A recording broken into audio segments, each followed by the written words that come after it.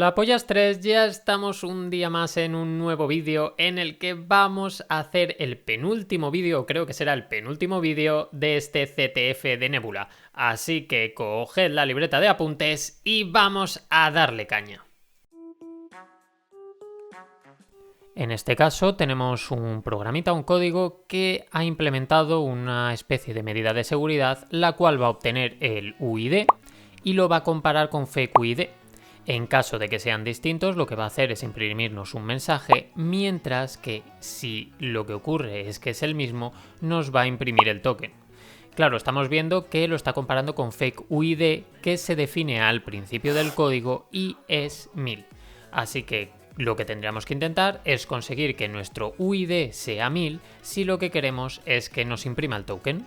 Así que vamos a hacer como siempre, entramos en Nebula, vamos a ver qué tenemos en la carpeta y ejecutamos el binario, que, como vemos, lo que va a hacer es imprimirnos el mensaje que habíamos visto previamente en el código, es decir, que se ha detectado un fallo de seguridad y que como el UID no coincide, no nos está mostrando el token.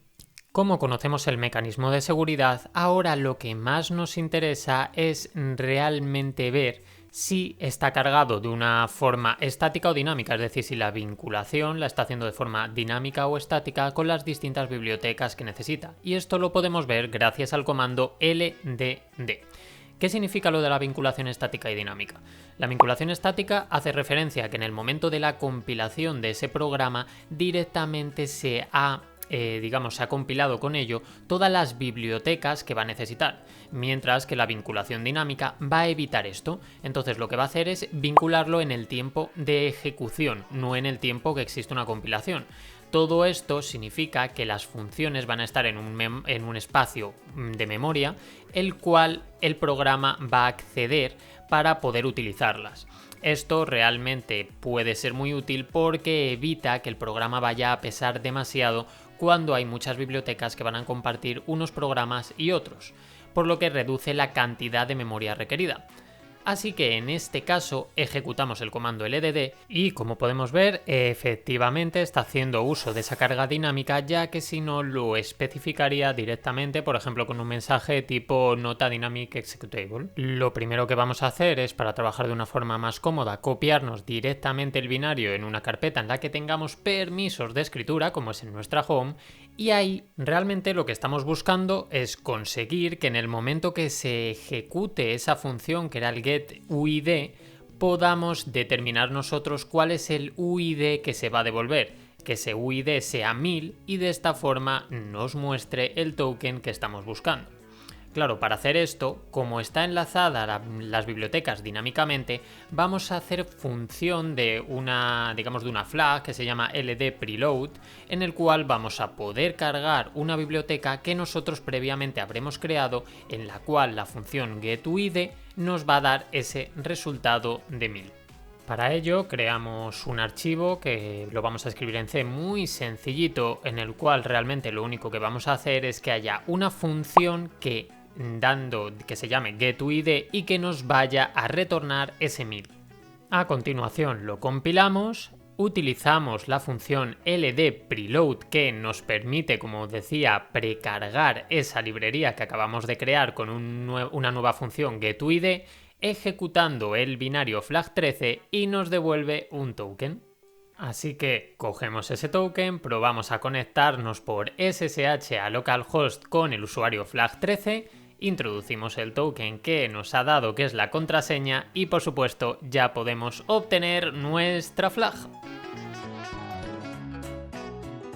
En este caso nos están diciendo que tenemos un programita que lo que va a hacer es cifrar una información y mostrarnos en un output, y aparte tenemos un archivo con un token que es el que queremos obtener.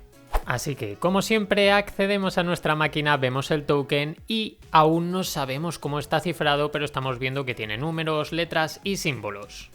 Así que vamos a comenzar a hacer pruebas con el programa y lo primero va a ser con la palabra test. Por poner un ejemplo, vemos que la palabra test nos la ha transformado en TFUW.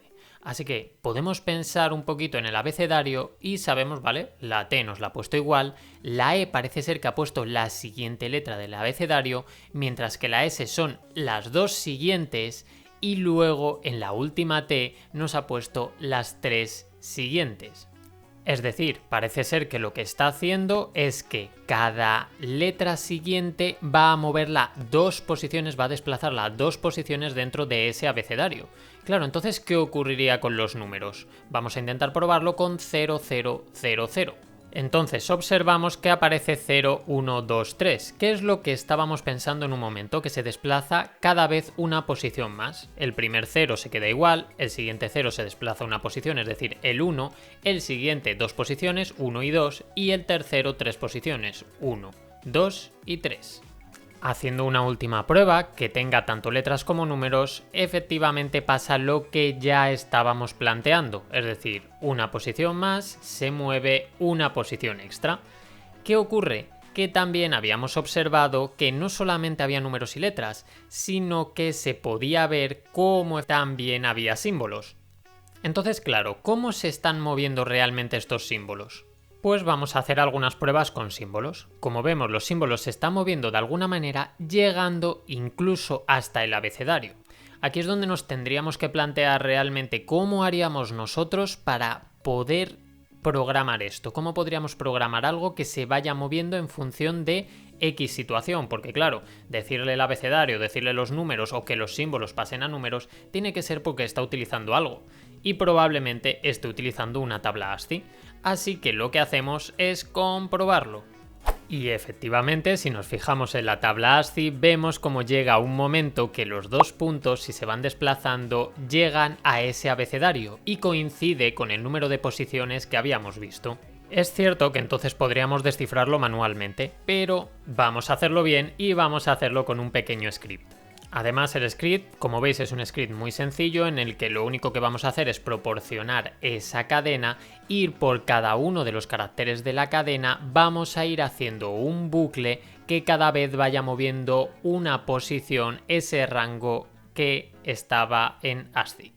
Así que ejecutamos nuestro script, ya tenemos un token, intentamos con ese token conectarnos como el usuario flag14 a localhost desde dentro de Nebula, y efectivamente ya podemos obtener nuestra flag. En este caso nos está recomendando que hagamos un comando strace al binario que se encuentra dentro de la carpeta de flag15. Vamos a hacerle caso. Así que accedemos como el usuario level 15, vamos a lanzar ese comando que nos han pedido, strace al binario, y efectivamente hay algo importante que estamos viendo.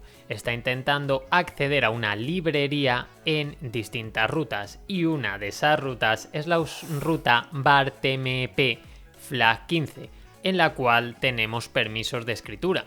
De todas formas, aquí hay un detalle importante a tener en cuenta, y es que, como habíamos visto, realmente tenía permisos SUID. Veíamos que aparecía en rojo cuando lo mostrábamos, que es una forma en la que podíamos también ver que tenía esos permisos SUID, pero cuando nosotros estamos precargando una librería, como hemos hecho antes, por ejemplo, con el LD Preload, lo que va a hacer es directamente deshabilitar ese SUID. Entonces vamos a intentar ver un poquito más de información de este binario. Y para hacer esto vamos a utilizar objdump, que nos va a permitir obtener más información sobre este binario. Y aquí es donde vemos dos cosas muy interesantes. La primera, que realmente requiere esa librería libc.so.6 para funcionar, pero luego hay otro detalle muy importante, y es que se ha compilado con rpath.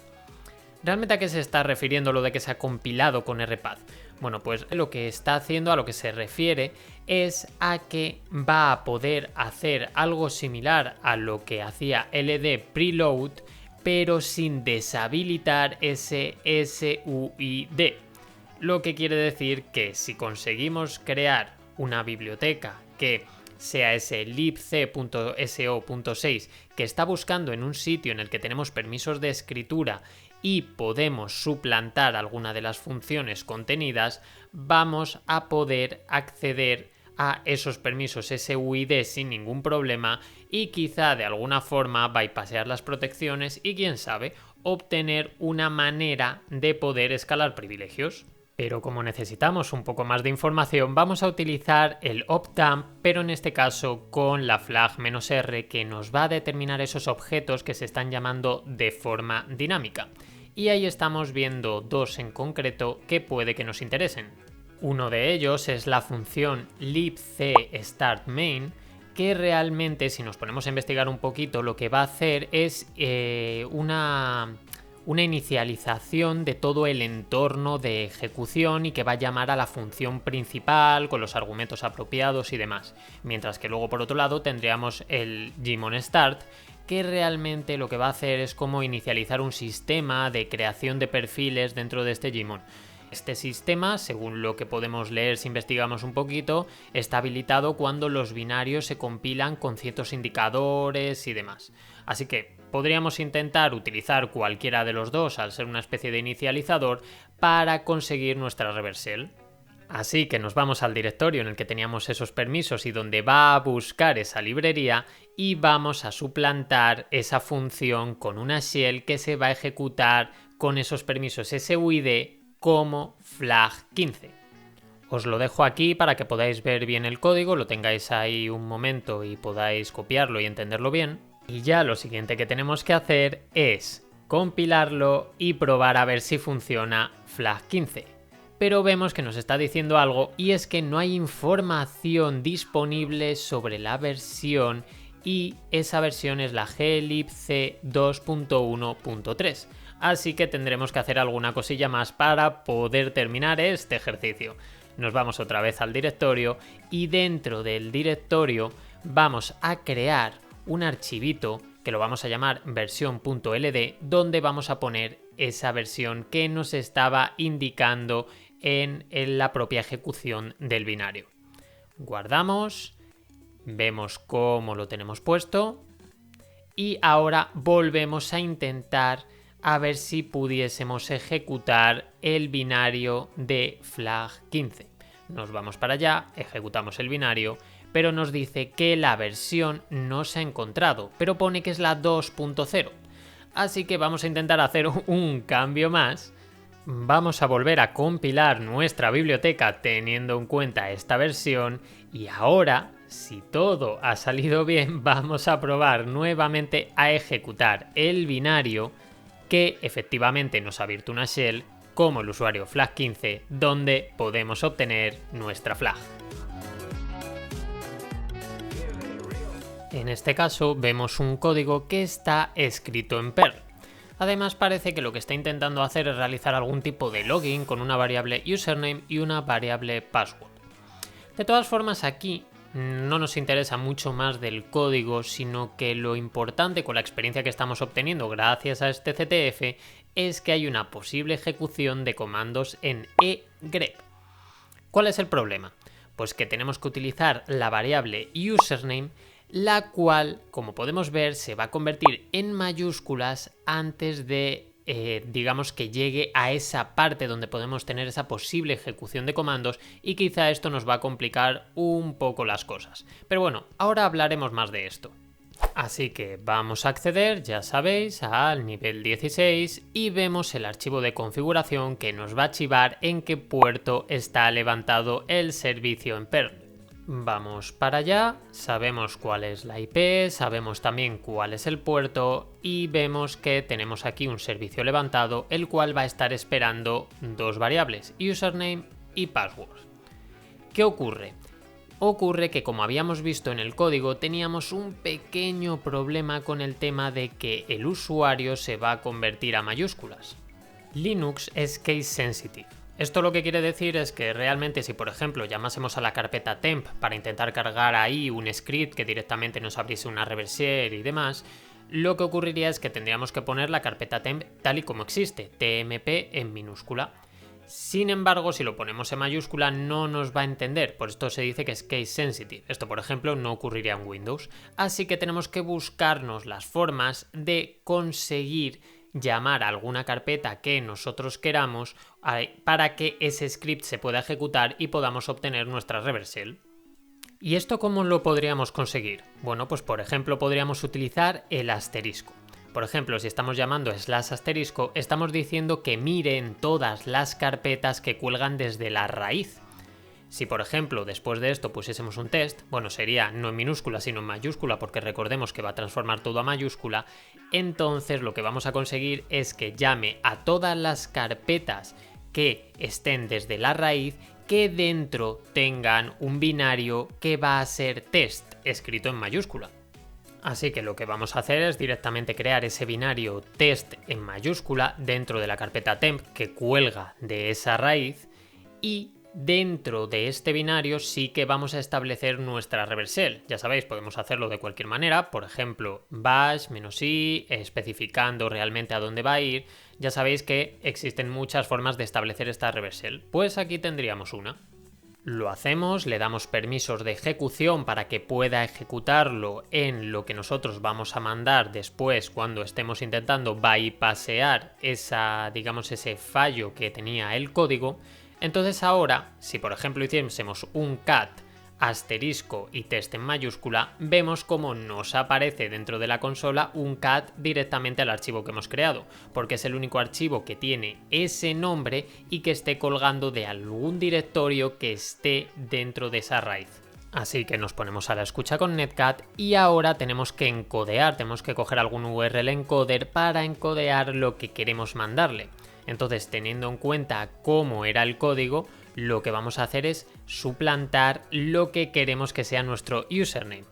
Por ejemplo, en este caso lo vamos a hacer de esta forma, ya lo tenemos encodeado, simplemente lo metemos como la variable username y ya tenemos acceso como el usuario flag16 y tenemos esa flag. Así que nada, hasta aquí el vídeo de hoy, espero que os haya gustado, espero que hayáis aprendido y por supuesto que os lo estéis pasando muy bien con este CTF. Nos escuchamos en el próximo vídeo. ¡Hasta luego!